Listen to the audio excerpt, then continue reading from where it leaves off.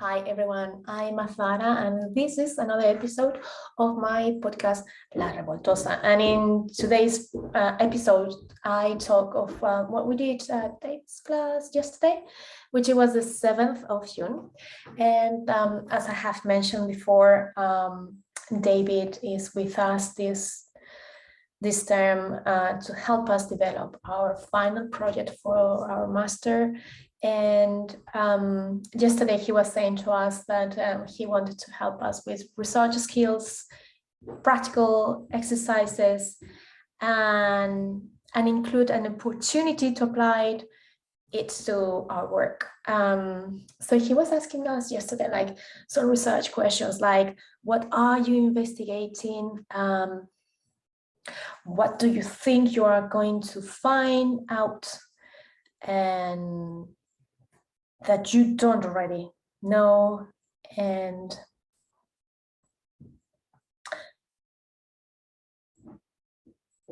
perhaps questions that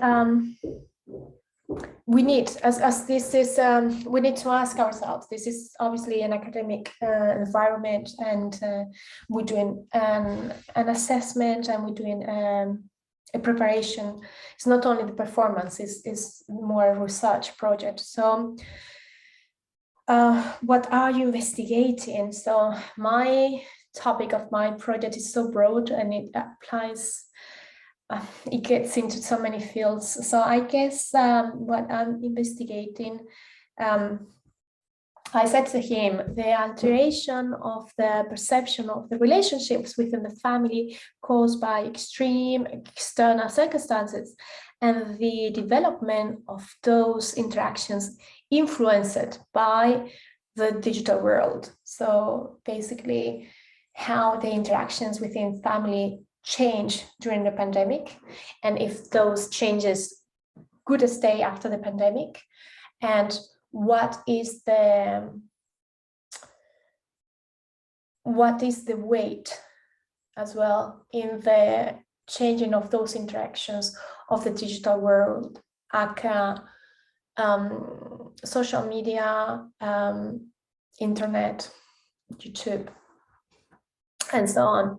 So it's a bit both things that I'm looking at, and how those things combined during the pandemic obviously have had an influence on changing the family's interactions and relationships. Oh, another question that he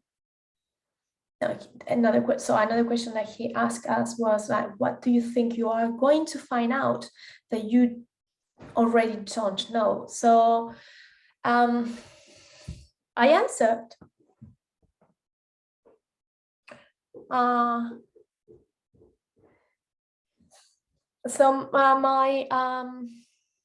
answer was genuinely awakening. Am I gonna find awakening? So I just mentioned how during the pandemic some people had a second thought about what they were doing in their lives, and if they were really living the lives that they wanted, or they were just carrying themselves out by society and then just doing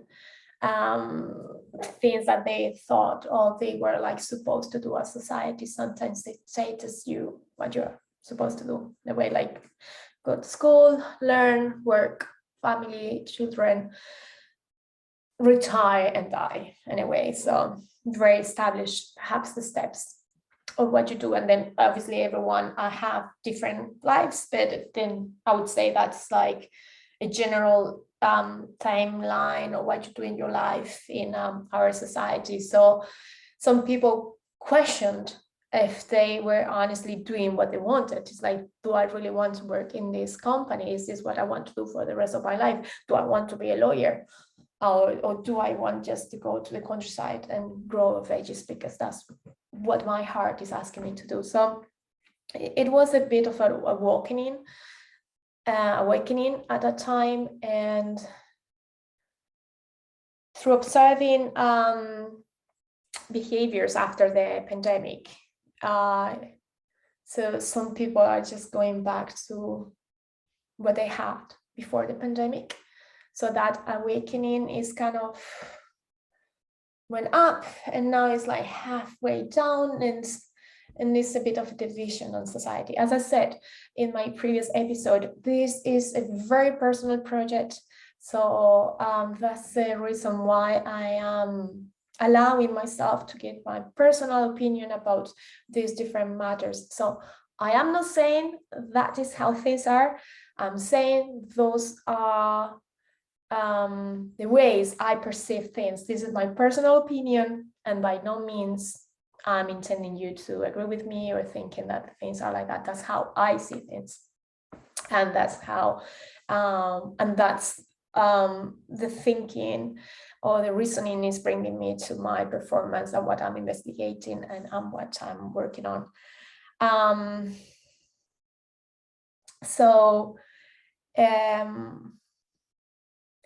Then he was saying to us, like, with like a question that we can ask, and my question was like,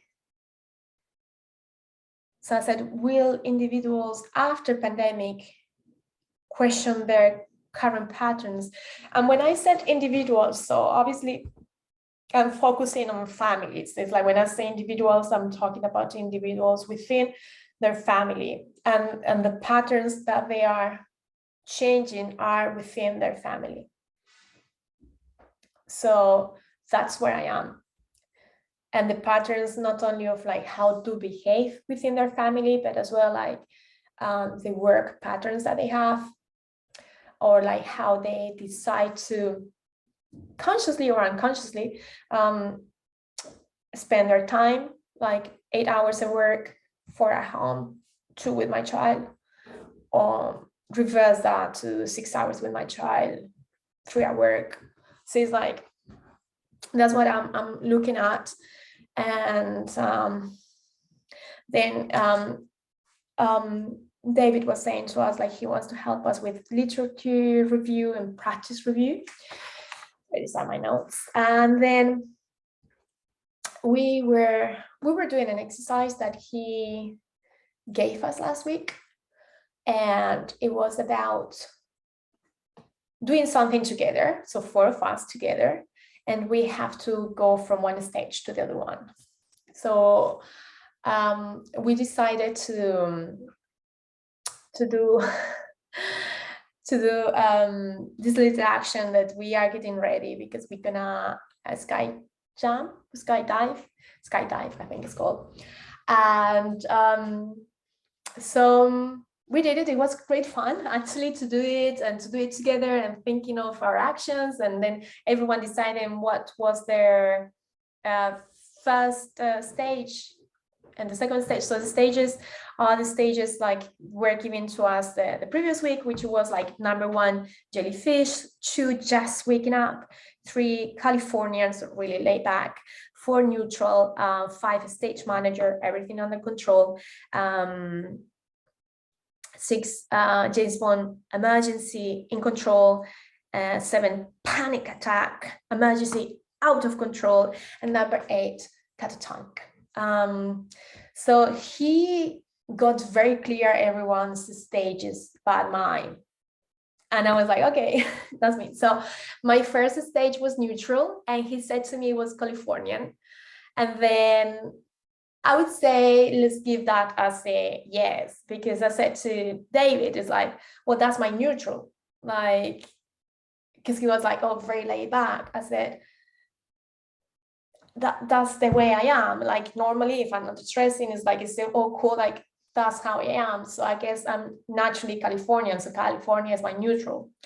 And then my second one was a stage manager, and he said that was James Bond, so emergency, but everything under control. And now, yes, of course, I understand why he said that one, because we were in an emergency, and I was doing everything under control. So I guess, yes, perhaps given circumstances brought me more to James Bond.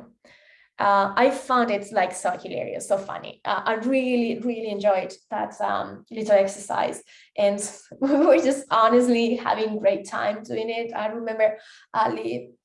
Oh, she just makes such a faces, like she's so great. And I was focusing on her hand when we were rehearsing. We were just trying, and then she was having her hand here up, so I was like bringing it down, like kind of like trying to position her like perfectly, and everything is nice and neat, because that was my state of everything under control, so nobody gets off the track. So then when I went back to her, I look at her face, and she had this very funny, silly face on, like because she was cathartic. So like big eyes, big mouth open, and she honestly looked like a cartoon character.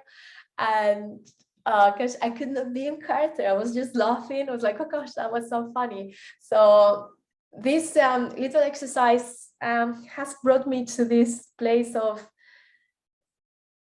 how much fun must be to do comedy. I've never done comedy, and I've been told a few times that I could easily do comedy. So I guess because I come across as such a serious person, so if I do something that's slightly funny, it comes across as very funny, because I give the opposite idea. I don't know, I guess it's that, because I've been told many, many times, and I was very surprised of that. I was like, oh, me?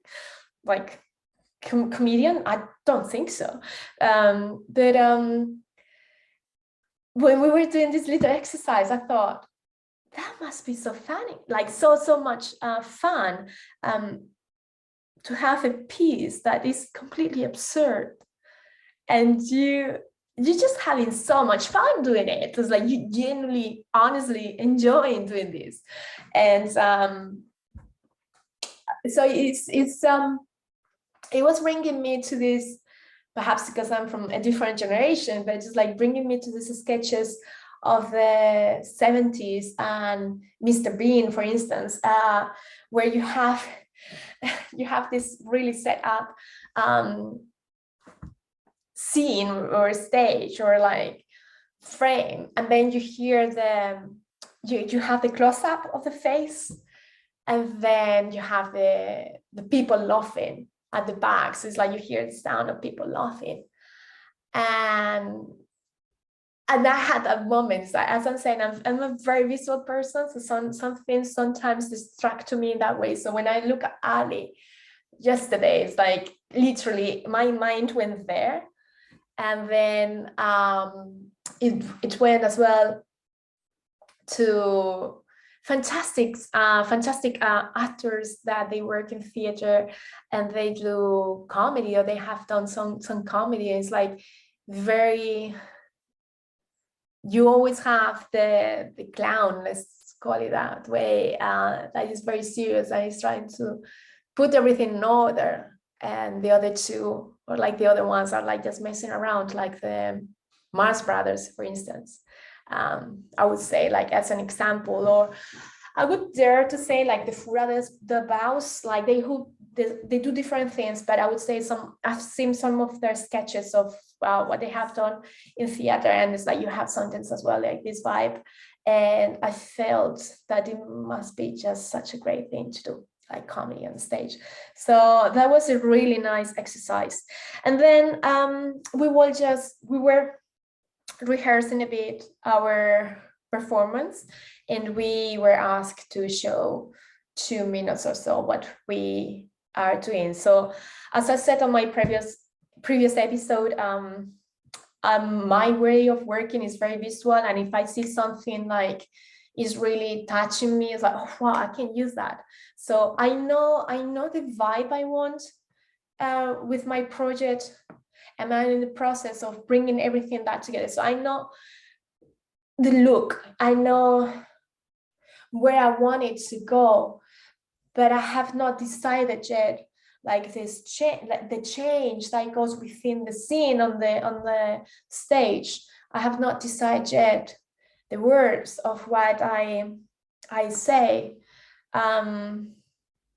So I don't know, this is the way I work, and that's how it's been for me. So I went last week, I went to see 2 performances at my drama school as part of my drama school. So I had to go to see them, and I'm really grateful. I went to see them. I saw under 21 advanced, and then I saw under 21 professionals. And the director of under 21's professional was Pemi, which is who is the director of Identity Drama School, where I go. And I've never seen anything that he has done before, so I was very curious to see what he came, what idea he had in mind. And it was a mono case, so every actor had a little monologue. And I got struck by what he did, what the actors did. I mean, amazing performance. And he started, so the performance started with classical music. Actors were seated on the stage, with the audience, and then spotlights on the stage. So you have these dark and light areas, and then actors stood up when the music started, and then slowly started to enter the stage. First 2, and then other people were joining the stage. And the stage, they were coming from different places from the stage. What you understood from the beginning is like, as soon as you were touching the space of the stage, that was a space of pain. The monologues were very harsh, and they were very, they were difficult to listen to them, because topics were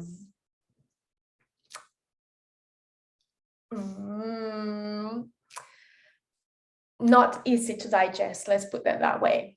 So but obviously you didn't know what was everything about until actors started doing their monologues. So I found it like so beautiful at the beginning, like the visual of like getting there. So as soon as you touch this stage, it's that place of pain. So actors started to go like very slowly, moving with their hands going through their body, their face going down, shoulders, and like twisting themselves. So it reminded me a lot of Grotowski's exercises and things that you can see in some of his theater, like where he's like, you know, the body. I've seen some of the videos of his school in Poland, and some exercises of his students, like they are outside on the woods, and they would roll down the woods, and that's just honestly letting themselves freely roll, so as they were a piece of wood, so letting themselves being, you know, completely in how I would say, like the body is in completely symbiosis with the nature. And then I've seen some other videos of them being rolling, this time not with the inertia, I don't know if inertia is English, sorry, from going down the woods, but letting their bodies embodying the wood itself, and like making them sort of rolling through the movement. And I found those twists of the body and the movement, the slow movement, so powerful and so beautiful. And very I have a great interest in these actions of movement with the body. I'm not a dancer, and I'm not trained as a dancer at all. And I'm not a dancer. I've done something of dance, but not enough to call myself like a trainer dancer. But I find that physicality wonderful. And so his performance, the performance that he directed, started like that. And then the actors could place themselves on the stage, and then they would start with their monologues, and then they're relating each monologue. And then I could see, like, for instance, there was this girl, the last one, with the monologue, and she would have a jellyfish stage. Like, she could be talking and her feet could not be stable on the ground. They could be moving because the stage of pain she was in could be felt all along her body. So the way seeing that performance influenced me is adding that entrance to my performance. So I didn't know how I wanted to start my performance. And when I saw that, I was like, yes, this is what I'm going to do. So it's gonna start this way, because in my performance, I'm playing with the idea of multi-rolling and with the character of the narrator. So I have the narrator, I have the mother, and I have the child. Now, I have not yet decided if the child speaks or it's going to be video. I have not decided how the child is going to be interacting, but mostly the narrator and the mother. So I thought that the start of the performance is very good, just to bring the audience into the inner world of the mother of Maria, because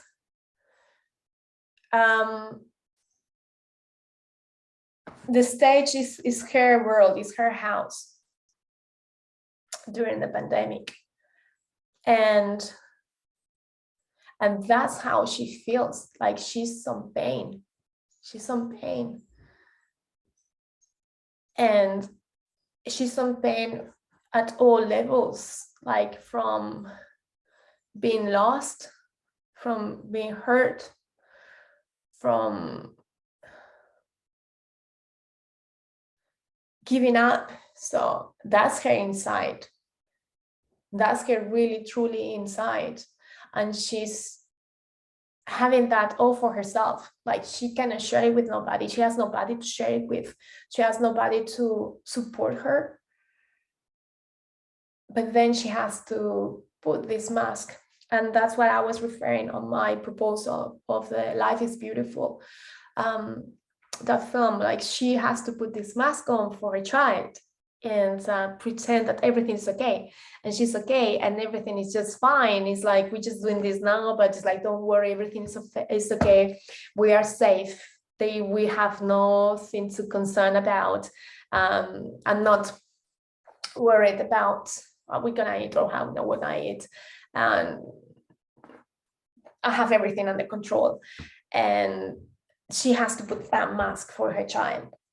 But it's not like that. That's not the reality. And then she's putting different masks for other people. And that's where I bring the idea of the masks as well. So thinking of the performance, so I did that bit, and then I wrote something which I cannot read now. So as I said, I struggle with the writing, and as well, this sounds as excuse. It's not excuse.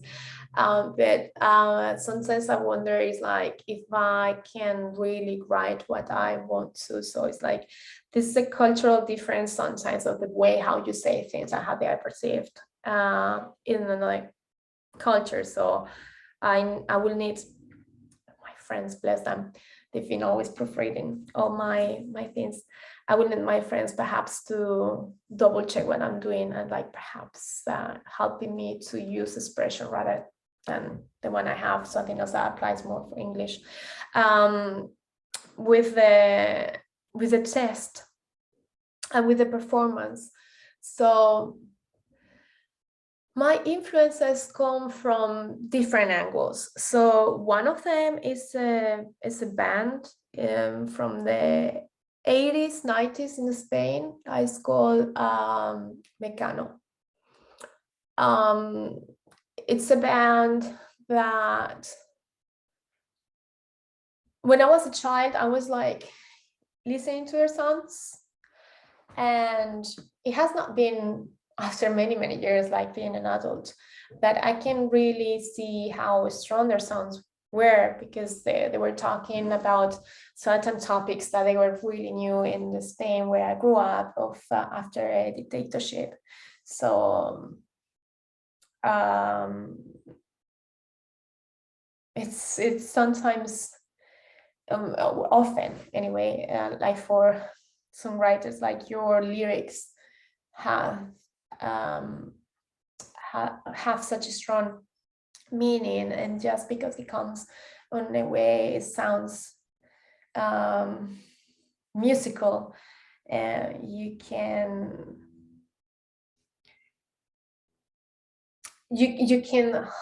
hide or masquerade a bit those very strong meanings, and then when you re-listen to it, it's like, oh, that's what they're really saying. So I'm influenced by them on the way of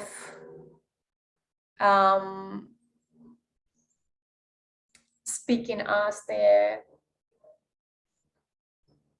narrator, and influenced by them, influenced by Federico García Lorca, which was a fantastic Spanish poet, theater director, actor, and who was killed during the dictatorship in Spain just because he was gay. Officially, that's not the reason, but everyone knows that's the reason. So the stupidity of that was in my country during that time. And so in his plays as well, like he talks about Andalusia, most like he was from Andalusia, from the south of Spain. I'm very attached to. I'm not from there, but I've spent most of my time in Andalusia when I'm in Spain. And so these, he often speaks about the true feelings that we have, and we hide because society wants us to hide it, or it's like it's not acceptable in the society to have them. So that applies a bit more as well, like to my performance of like hiding masks. And sometimes in his play, so you have the chorus, so his chorus could be my narrator. And so yeah, and the aesthetic of chiaroscuro, which is like light and dark, like having these mid sections of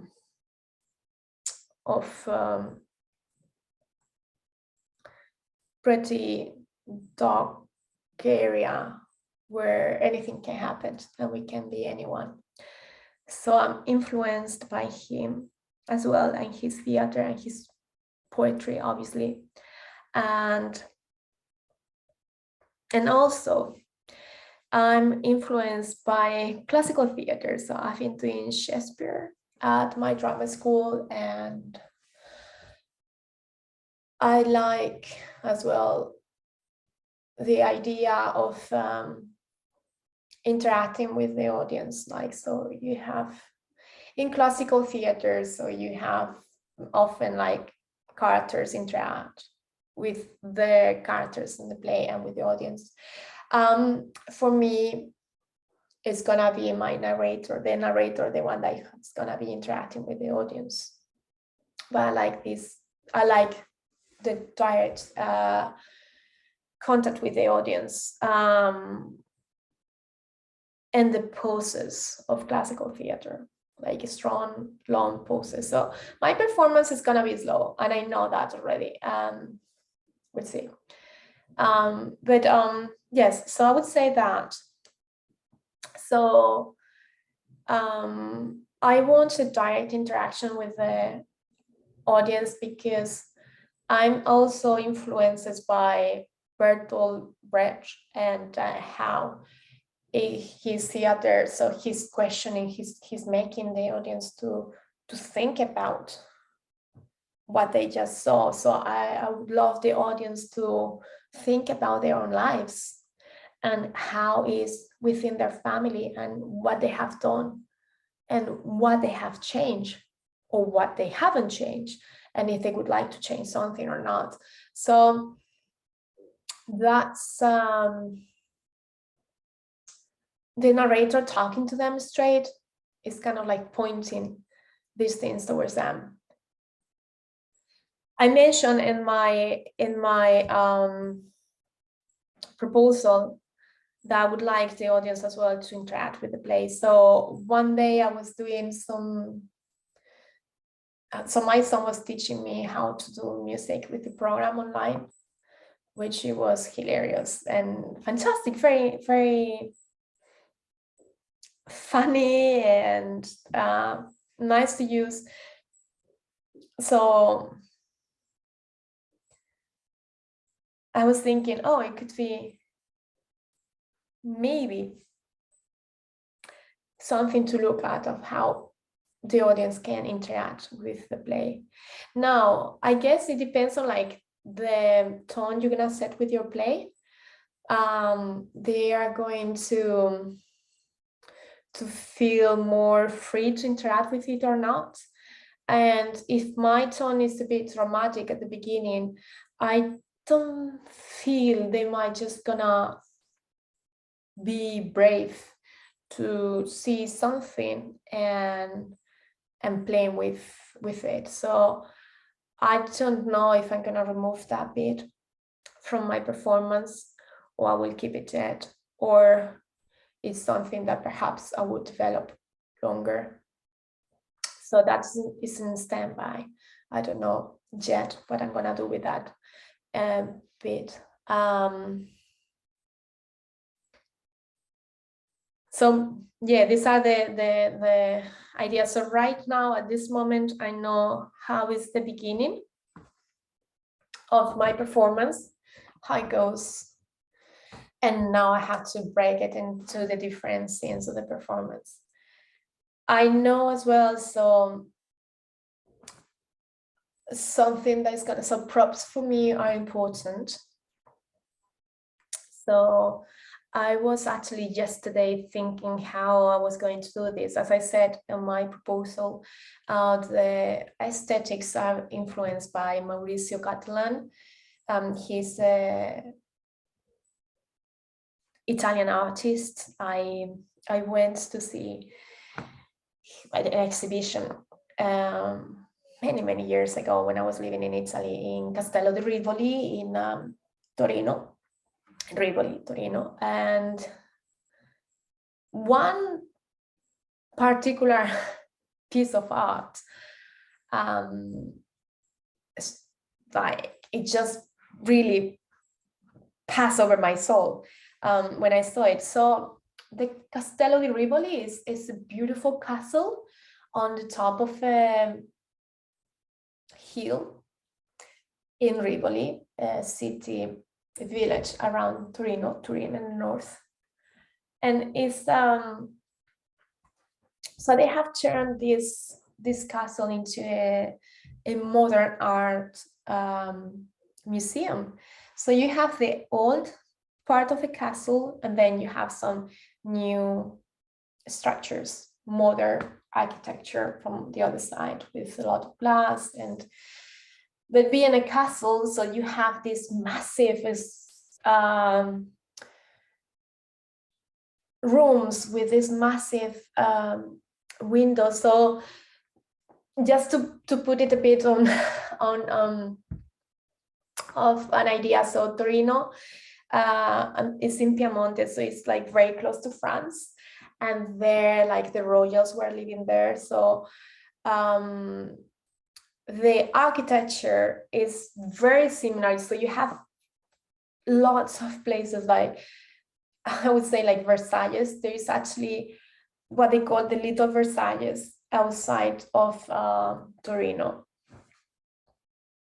So these palaces with the big gardens and the structure, like the architecture of the gardens, so like Versailles, I would say. So these castles is this style of like huge rooms with these open, beautiful windows. So it's very, and then because it's on the top of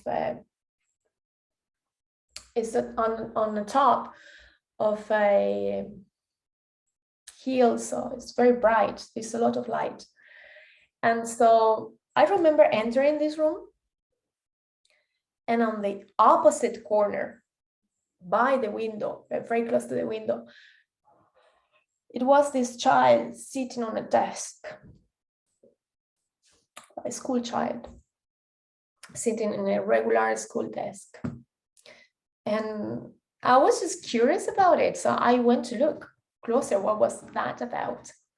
Just only the child sitting there, I loved it because it was this immensity, like all this open space, empty space, and then you have this child there at the end, like dressing like normal, like modern clothes, sitting on this modern desk. So it was like really out of place. So I thought, oh, this is brilliant. And then when I went close to it, I was like shocked of the brutality I felt with the action of what Mauricio Catalan did in this, I would say, sculpture.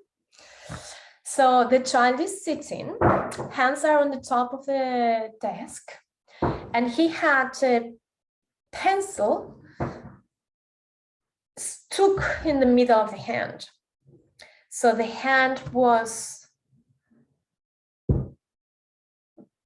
like stuck to the table with a pen, with a pencil. So both hands were like that. And it was so brutal and so aggressive and so grown, like it felt so grown. And I was just shocked of like such a huge brutality in such a normal everyday experience, which is just a child sitting at his desk at school. So it really stuck with me. And so that precise performance is the one, like sculpture is the one that is or installation, I would say installation, actually better, is the one that is really being on me a lot, because I was actually thinking yesterday how I'm gonna represent the child. And so I think I'm gonna have a child as well, like sitting and sitting on a table as well. And so I was looking yesterday for mannequins, but they are so extremely expensive. So I know that's out of the way. I cannot spend so much money on that. So I think the solution I have come across with how to do that is I'm buying a head, which is okay. And then I will use some of the clothes of my son. I will stuff them to make the body. I might just need to buy hands, I still don't know. And then, so because I talk about, I think looking at, I was mentioning that on my proposal, is the use of masks. How, not here in the UK, but in my country, I've seen that, and in other countries, like kids playing with the masks. Like, you're playing football with a mask. It's like, how can you breathe? So how we have come to the point, like, we are accepting using masks constantly, even if like it's really healthy to have that on. So I was thinking, like, to cover his face like with masks all over. And then, because I'm talking as well about screen time, like what I was writing in my proposal is like how this increase of the screen time has had an impact on us and on children and teenagers. So I was thinking, could I have phones instead of eyes? Could I put a phone replacing the eye? Or could I have a phone stuck to the hand? So there's no hand without phone anymore. So I want to have the child completely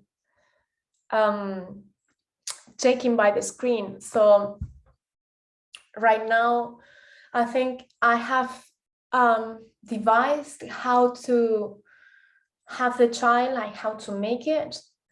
I'm just thinking of like where to put the screens and how to do that.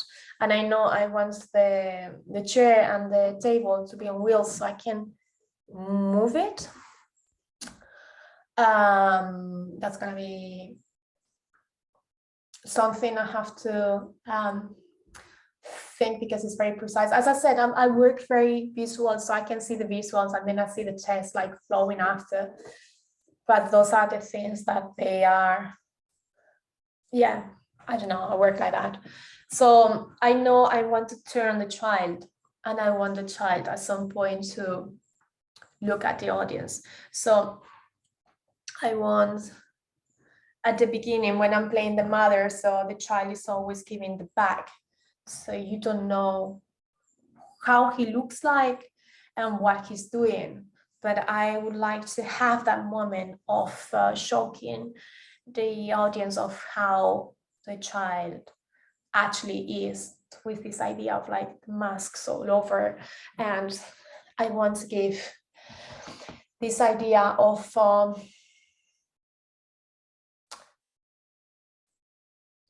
perhaps difficulty breathing, like so many things on, and so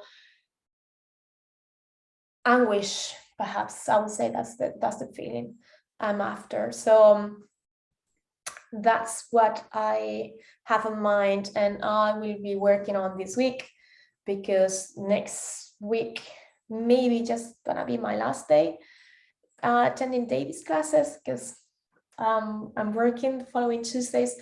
Fingers crossed I can make the other classes, because I really like his classes and I don't want to miss. And so I want to bring my performance as prepared as possible for next Tuesday. So I want to bring my props. I need my props for work. I cannot without. So I want to bring that. And then today, actually, I'm lucky enough to have a friend who has studied therapy, and I was actually thinking to ask her today about how to do the puppet. I would say my boy of the scene, because she does puppetry as well. So asking her how to do that. And then I'm thinking as well to do, going back to my childhood. So I remember when I was a child, we were doing masks with bandage, and I remember it was not very hard to do it. So I'm thinking as well to do the mask with bandage, and the narrator using that mask when it's the narrator and taking it off when it's turning into the mother. The narrator is using a very neutral pace and way of speaking, so I think it can work. And I'm thinking as well, like documenting of the creation of the mask, so perhaps to use it in the play. I have not decided that, but I would probably document it, the process of creating the mask. And then I was just today thinking perhaps to do a quick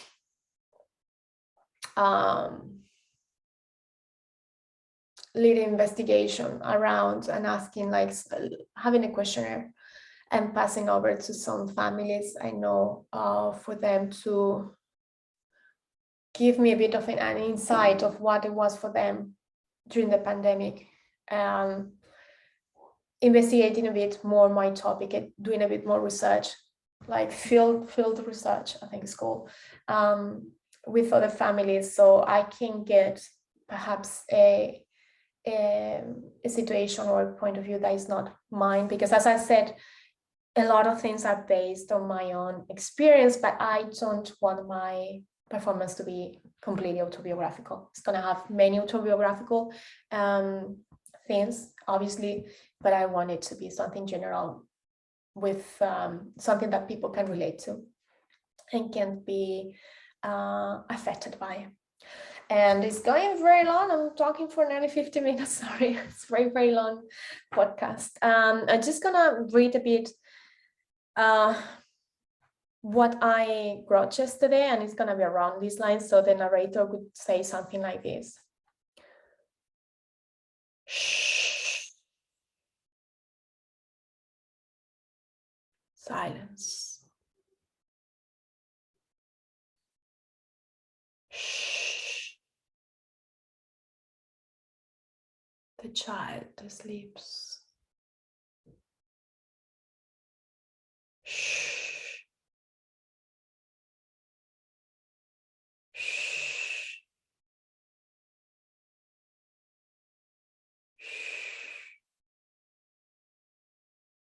Hold all in.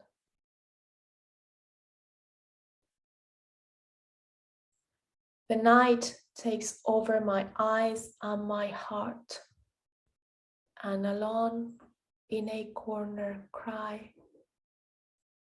Shh. The child is opening his eyes. Shh. Hold all in. Thank you so much for listening until here. It's been a long podcast and a long video, so I really appreciate to enjoy it, and I hope to see you next week in my next episode. Thank you. Bye.